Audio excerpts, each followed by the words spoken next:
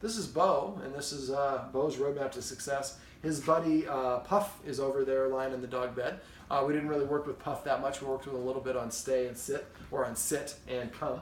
But basically, I think this is just a very confused dog. He's very insecure, and I think he may have a resource guarding problem, or he may just think that he runs the show, but the humans don't listen to him, which stresses him out, just like it does for us. And people are responsible for don't listen to us, and they put themselves in danger, we get stressed out about it. So I think in his case, he had a lot of little behavior issues, and I think they've compounded, and then we have used some approaches that we'd probably rather not use. And so we discussed a lot of that stuff off camera. What I wanted to do is I want to build up his confidence. Now, you saw he started to step on top of me. When a dog walks on top of you, that's one of the ways that they say they don't really have respect for you as an authority figure. It's different if I invite him on my lap versus that's just leashes. If he goes there on his own. So the dog's nose controls 60% of their brain. He's sniffing all the other dogs that have been on these leashes, and that's fine.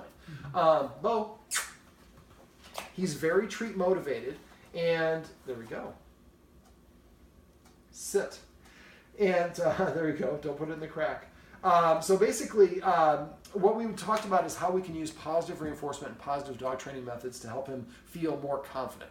So some of them are petting with a purpose and passive training. Petting with a purpose is simply if he jumps up and nudges me and tells me to pet him and I pet him, I'm telling him that he's in charge. So what I do instead is if he wants me to pet him, down,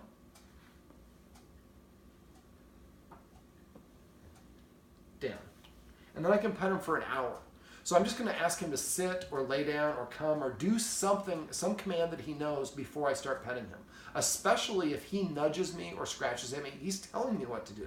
If he tells me what to do and I do it, then that tells him that, yes, you're in charge of this human. And then if I don't listen to him, that stresses him out. So instead, what I want him to understand is the leader-follower dynamic has changed. So now when you tell the human what to do, the human doesn't listen. And the human will give you a counter order. And as soon as you do the counter order, you get a reward. You get a treat or you get affection. Remember, always try to pet under the chin. And say just the command word. If he lays down, down. Not good down, not good boy, or what a smart dog you lay down, just down. Or I say crash. I like fun command words. You might want to consider crash or chill or something like that.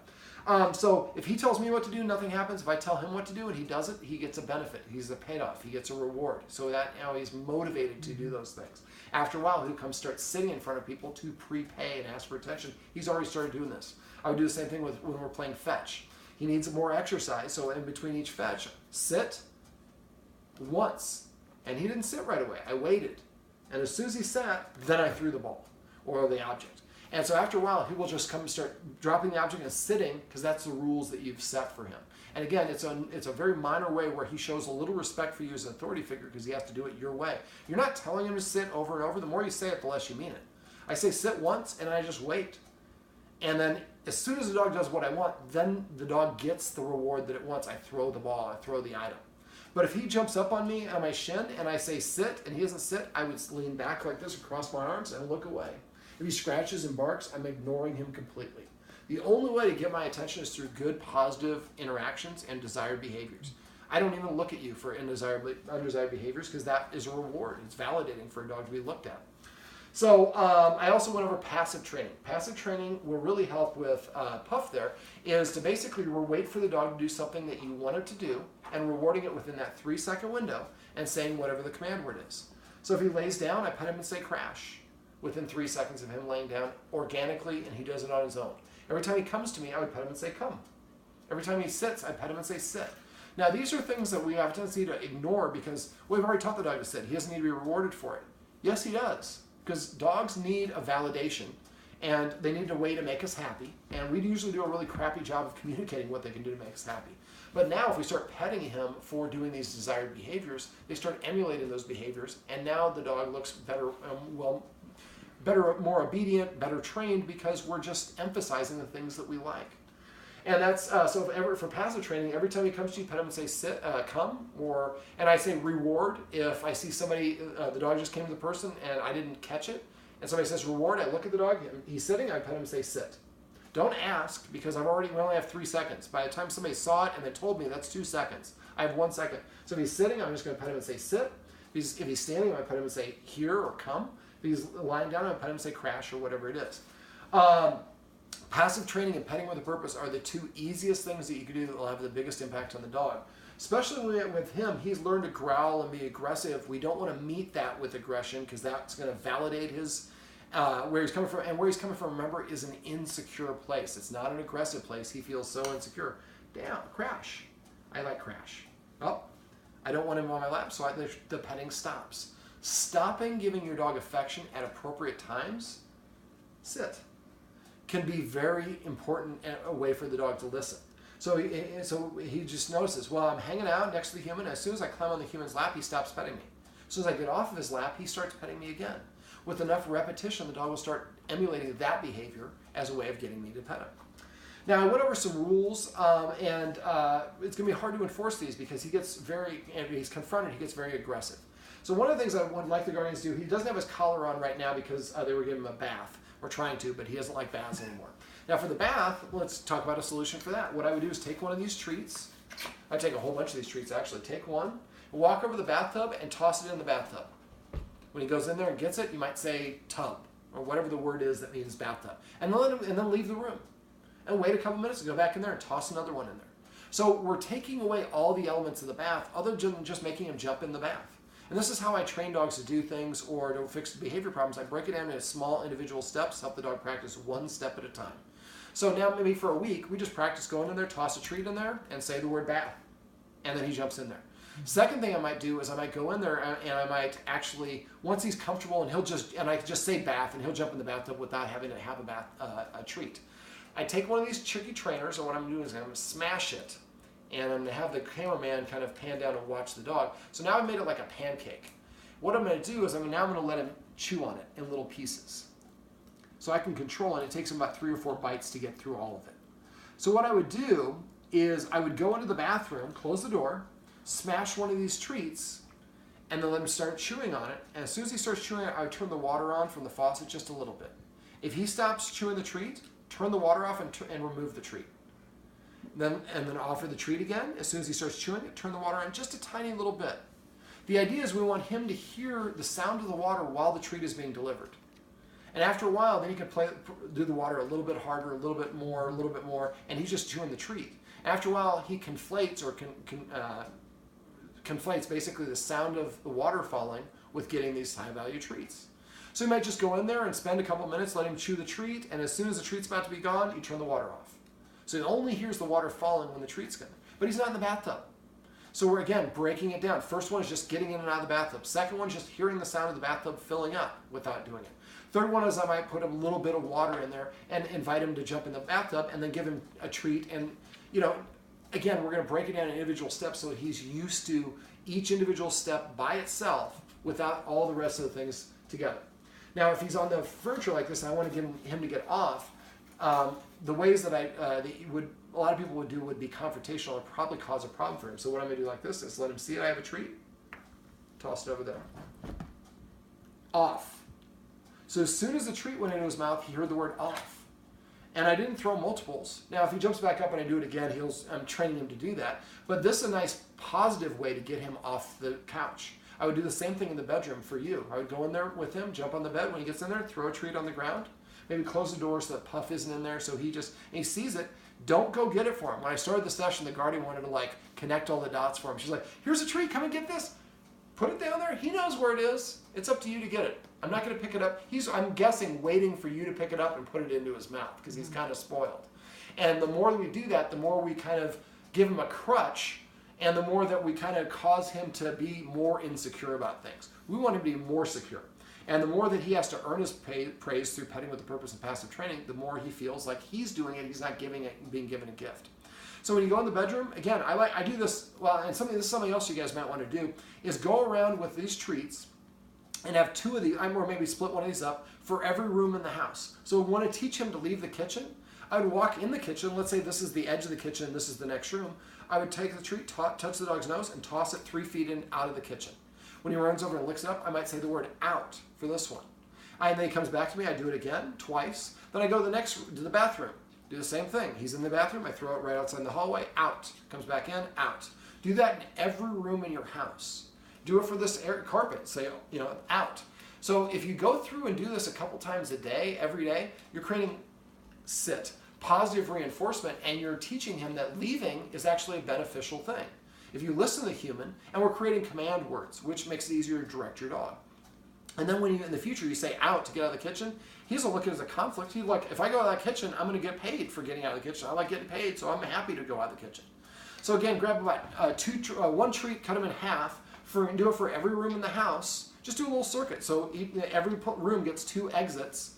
And after you do that for a week or 2, it'll be easy to say out, and he'll leave on his own.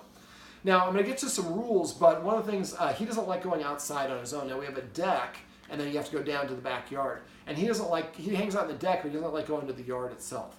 Now, for dogs that I have that do this, what I might do is I go to the door, and let's say this is the door and the outside is here. I open the door, I touch him with the treat, and I toss it right outside, and just like that, he'll go out and chase it. And when he licks it up, I might say yard, or a word that means to go outside. Then let him come back in and toss another one. And I would do that like about 5 or 6 treats, about 3 to 5 times a day for 1 or 2 days. Eventually, you get to the point you open the door and he'll just run out. And then you would go give him the treat and say out or outside or whatever the word is. So that's the first step. This next step is I would go outside with the treats, and I'd put a treat right outside the door, then make a treat trail with the treats about 1 foot apart all the way down the stairs. And then on the second step down, on the first step down, I would put maybe 2 or 3 treats. We call that a jackpot. So basically, and then I open the door, and he's now conditioned to run out the door. And now he runs out, and he sees a treat. Oh, I'm going to get that treat. Oh, there's another treat. He gets that one. There's another one. And it leads him to the steps. But I don't want to go to the steps, but there's 3 treats down there. Okay, I can take those 3 treats. And he takes those, and he comes back. And then the next time we do it, we put 1 treat on the first step and 3 treats on the second step, or 5, or whatever it is. And gradually we'll put that jackpot lower and lower until it's eventually on the ground. And once it's on the ground, and then we start saying the command word of yard or whatever it is when he gobbles up those treats. And now we train him to go not only outside the door, but go down the steps and go down into the actual yard. Now, some of the rules that I went over, this would be ranking one of them, not being allowed in the furniture. Because for him, for dogs, the higher they sit, the more rank or status they have. He is a marker, as well as being showing some insecure, aggressive behavior. Marking is a way of claiming territory. And I think, again, it's related to him not having any rules and structure, so he's going to pee on everything. So if another dog comes in here, the dog recognizes there is a top dog around here. Well, we already have a couple top dogs. They're humans. We don't need you to pee on things. But he thinks when he does this, he's doing everyone a solid. He thinks his services are needed. So we have to teach him that your services are not needed. And we're going to do a lot of enforcement of rules to help him see himself as not being an authority figure. So one of them would be not being allowed on the furniture. Now, I don't like using a lot of negative, but there is a little deal that you can get. Thank you, buddy.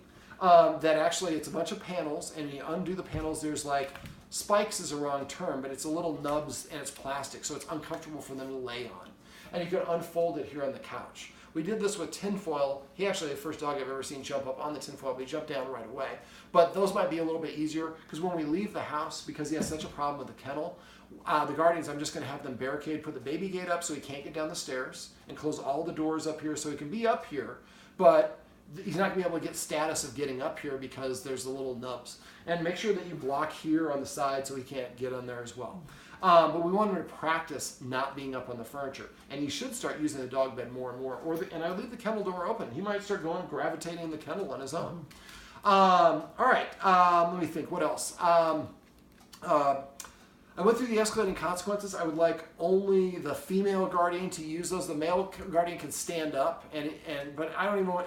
Anytime that he's being confrontational, wherever he is, we don't want to be aggressive with him. We want to use the technique that's in the video above this. We want to just toss a treat and walk away. So let's talk about, let me finish the other rules. So one of the rules, not to be allowed on the furniture, should not be allowed in the bed because he guards the bed, and one of the guardians comes home in the middle of the night, and that's just a jackpot situation that's going to cause problems. So what I would say is when you're sleeping, you just close the door, the dogs are out here, and put the baby gate up so they can't get to anything. And then you go to sleep by yourself, you get a nice sleep. When you come home, then you're the one that grants them access to being able to go in the bedroom. But again, we're going to do the treat tossing thing first, like we described in that video, enough. And the guardian, when he comes home, he's going to have treats on him, which I'm going to talk about here in a second. Other rules would be the dog has to sit before we let it in or out of a door. Because he would rather be inside than out, I would start this with him outside. So make sure that we do the treat trail technique that I described earlier first. So we just say whatever the word is, and he runs outside and goes down the yard without any hesitation. Only after we've achieved that will we do this rule. And so that one is something you should be able to achieve in about a week. So try to practice that 3 to 5 times a day, every day when you come home. After a while, it'll be easy, and he'll take care of that problem easy. Next up is when I go to the door, and the rule is if I say sit and he doesn't sit, oh, there you go. He sat, so I threw it. So if I say sit and he doesn't sit at the door, I'm going to close the inside of the screen door, and then I'm just basically going to sit right here at the kitchen table. We don't have to pan to show it, but the kitchen table is right next to the back door. And then basically I'm just going to wait 1 minute. After 1 minute, I'm going to go back and tell him to sit and tell him. And when I tell him, he has like 3 seconds to sit, and I'm only going to say it once. If he doesn't sit, then I'm going to walk away and sit down, this time for 2 minutes, next time for 4 minutes, then for 8 minutes. So each time he does not comply, he has to wait twice as long before the human is generous enough to give him another opportunity to do it right. And as soon as he sits down, we open that door and let him through, like his remote control in his butt. So then he learns that this is the proper way to get in, is by sitting, which is a more subordinate position. Other rules would be he should not be in the kitchen when we're preparing food, and that's why, again, those directional commands and having him practice go out of the room will help. One of the things I like the guardians to do is get a chain leash, if I can pull it out, and then basically run it around, run the handle around like the leg of a couch like this, and then run the leash through the handle. And keep this tucked under the couch at all times on that corner. And then this way when we're eating, because right now one of the guardians feeds him with human food, which is confusing for him, and it's not a good idea. This is mine right now. Also, we invite and let him get this close when we're eating. That's very disrespectful in the dog world. So because he's going to be a food guarder, we don't want to push him away, because that, I think, might activate that resource guarding. So what we would do is before we prepare the food, we go over and we pull this out, we attach it to his collar. Then we go and prepare our food. Now he's in the room. The leash is what's really preventing him getting to us, but at least it's an opportunity for him to be in the room and practice being in the room without being next to the human. And then also when we're eating food, they need to eat food the humans need to eat first, which we'll talk about in a second. But then after they get to eat their food without being accosted by the other dogs. Now the other dog, Puff, is not so much of a problem for this, so we can. But we don't have to do it with Puff if Puff is not a problem. I don't think Puff has this sort of aggression problems. I think Puff is kind of learning some of these things. And it's natural. If the dog growls at you and you back up, the dog's like, oh, look how powerful my growl is. And that can kind of make them do some of these other things. So he sat and he gets the fetch. Let me see. So, all right. So now let's talk about other rules that we can incorporate. I like the Guardian to get either a treat dispensing pouch like this. I get this one from Pet Safe. This is the small version or the mini version. They have another one that's gigantic. But this way, and I like the Guardian to have the high value training treats. And I'm going to leave the training treats that I use here so the Guardians knows what they are. I use basically Tricky Trainer chicken liver. They have no preservatives. These dogs love them. All dogs love them. So what I'd like him to do is have a bag of these in his truck. Every time he comes home, he's going to either grab the treat dispensing pouch deal, wherever I put that. I just had it here a minute ago. Oh, there we go. He's going to fill this up with treats and come in and have it clipped to his belt, or he's going to put a bunch in his pocket. Just him smelling these is going to make him more interested in wanting to interact with them. And so now you're loaded. He could be rewarding me at any time. Now I have more motivation to listen to this cat. Now we're also going to have that ability to do the treat tossing I described in the video above, but the more that we are providing him with these treats, the more of a positive association we make. I'd also like the Guardian that he's going after to be the one that feeds him whenever possible. Now, I talked in that video above about hand feeding him, which I'd like you to start off doing, and then eventually get to the point where you can be touching him up to this shoulder without him growling. We'll actually keep on going through until you can actually touch him here, and he's still eating the food out of your hand. Then when he actually goes to eating out of a bowl, put the bowl right next to you, have him come over you and take a scoop and put a little scoop in there, so he's got to come towards you and eat the food. Now, if anytime that you can't feed him, I'd like you to take a handful of the food and rub it between your hands and put it in a Ziploc bag, and now when you feed him, you're feeding him the food that has your scent on it, this Guardian scent. Now, remember, we're going to feed in a structured order, so if I say Biggie, Puff is here, then Puff should eat first. And then Beau should eat last. So that way the humans eat first, then Puff, then me last. So we're helping him see himself in the lowest position. Not that he's a bad person, but just we have hierarchies. And he needs to see himself in the last position so he can stop being so reactive. But this gives the guardian the ability to just toss those treats anytime that the dog's being, and we don't want to do it when he's above threshold. If he's above threshold, we want to walk away, walk outside the room or whatever it is, and wait for him to relax, and then come back in. But the point, and like I talked about in the video, when we approach him, we want to stop before he gets excited. Now, his signs are probably going to be freezing, staring, often with lower head, the ears coming up, the hackles coming up, the tail going straight up, breathing heavy or holding the breath. These are all warning signs that typically come before the growling, lunging, and barking and biting. So if we recognize and see those signs, so, oh, he's frozen, stared at me, I stop at that point. I pull out a treat, I toss it at him, and then I turn and walk away out of his line of sight. Then he probably, for what he's been doing, he probably will come to you. When he comes to you, tell him to sit and put him in a sit. But again, I think one of the guardians who, to no fault of his own, the dog has been returned multiple times, and they're doing a great job by keeping him out of the Humane Society, but this is something he probably would be euthanized for if they return him, and they recognize that. And so they're trying to work with him, but it's very frustrating if, the guy's not doing anything wrong, and he's got this dog biting him, he goes trying to lay in his own bed, the dog wants to beat him, take a bite out of him. That's why, just by saying, look, if you can't be, the bed is a privilege. You can be on the bed, but as soon as you start being possessive, no, you can't be in the bed. So when you're sleeping, when the other guardian is sleeping, we should teach him that he can't sleep in the bed, in that bedroom. And now if you let him get on the bed and you come, or you open the door and they jump up on the bed while you're sleeping, well, and then there's any growling, then you should make the dogs get down. But it'd be best if you, again, did not give them the ability to be on the bed. Now, something you can do is get actually like a puppy play gate. There's 8 panels that are 24 inches wide. You can actually set it up somewhere and put a couple beds in there. That way they can't get out. You can kind of put it, you have hardwood floor here, so you can put it in a position where the dogs are secure in there. They're not in a kennel, and they feel good about going in. It's a nice, safe place to keep them. Now, for the kennel, what I was doing is I was just basically tossing a treat in there, and we were saying the word palace. So that's something that the guardian could do. If the guardian that he doesn't like comes over here, opens the door, and then sits down where he is right now. He's watching TV, and every commercial, he pulls out a treat and tosses it in there. Dog licks it up. Remember, anytime the dog gets the treat, they should hear the command word after it goes in their mouth. Licks it up, palace.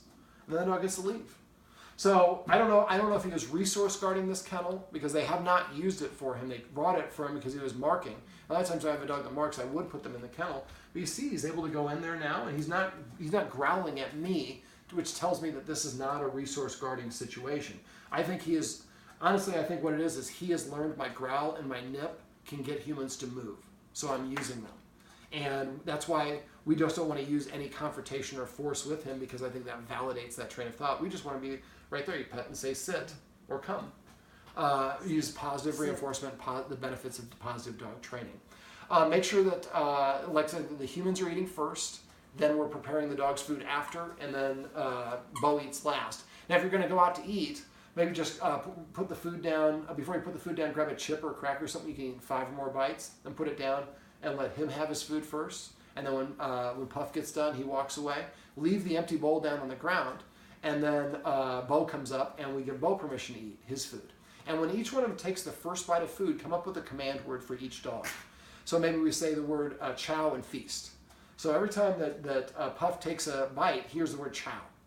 Well, when Beau hears the word chow, there's no food in his mouth. When Puff hears the word chow, there's food in his mouth.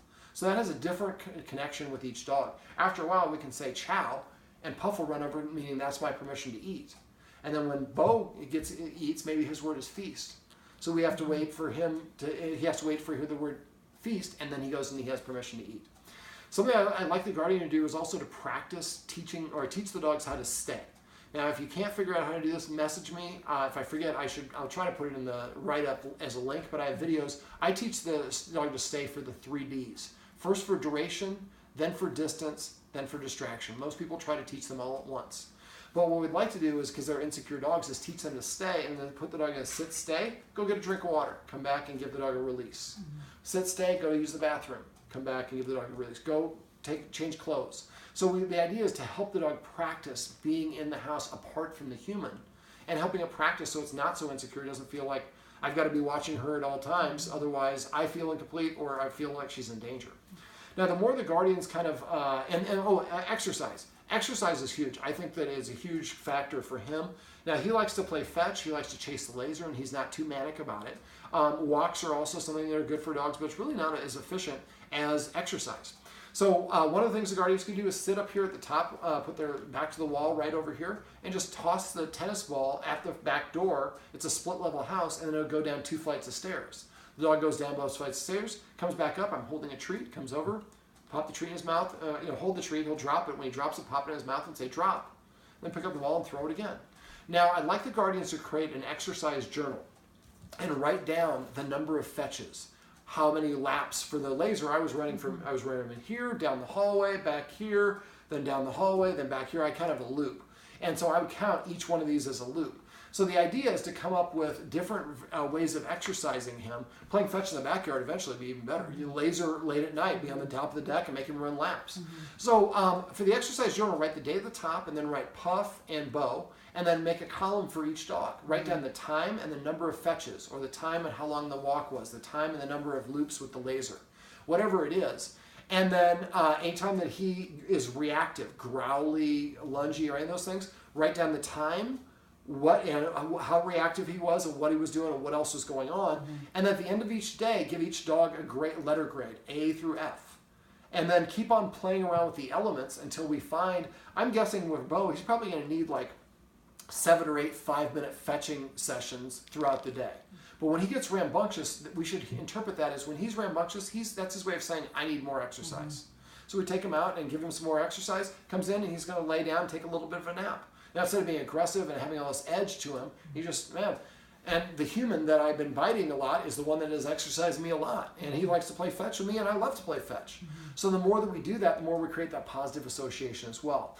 I like to do the exercise journal for about 2 weeks. And after 2 weeks, you should be able to start look through, and like every time he has an outburst, then we can look at how long has it been since we had more exercise. And you'll come up with a cocktail or a combination of exercise that will help the dog feel comfortable, take that edge off. He's doing something positive with the human.